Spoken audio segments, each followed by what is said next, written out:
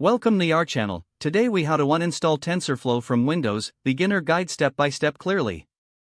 To uninstall TensorFlow from Windows, first, open the Start menu. Type CMD in the search bar. Right-click on Command Prompt and select Run as Administrator.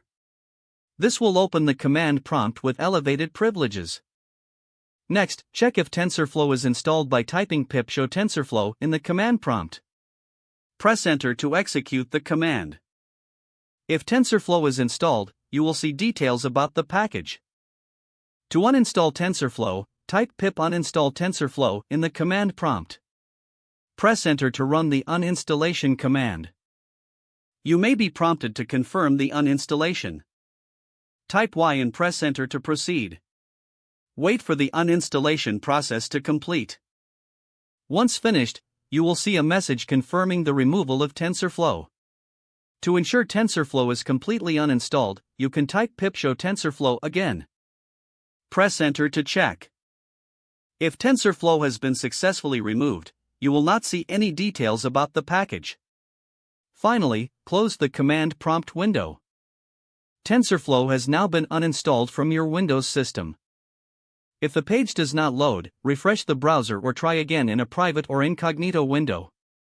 Make sure you are using the correct email address, then retype it carefully to avoid small typos. If your password is not accepted, use the reset option and create a new strong password you can remember. Check your spam folder for verification or security emails, then complete any requested confirmation steps. Enable two-factor authentication if available to improve account security and reduce unauthorized access risk. After signing in, review your profile details so your contact information and settings are accurate and current. If you see an error message, note it down and try again after restarting your device and internet connection.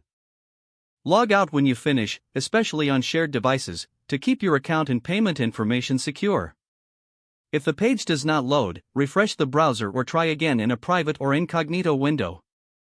Make sure you are using the correct email address, then retype it carefully to avoid small typos. If your password is not accepted, use the reset option and create a new strong password you can remember. Don't forget to like this video and subscribe to our channel for more step-by-step tech guides.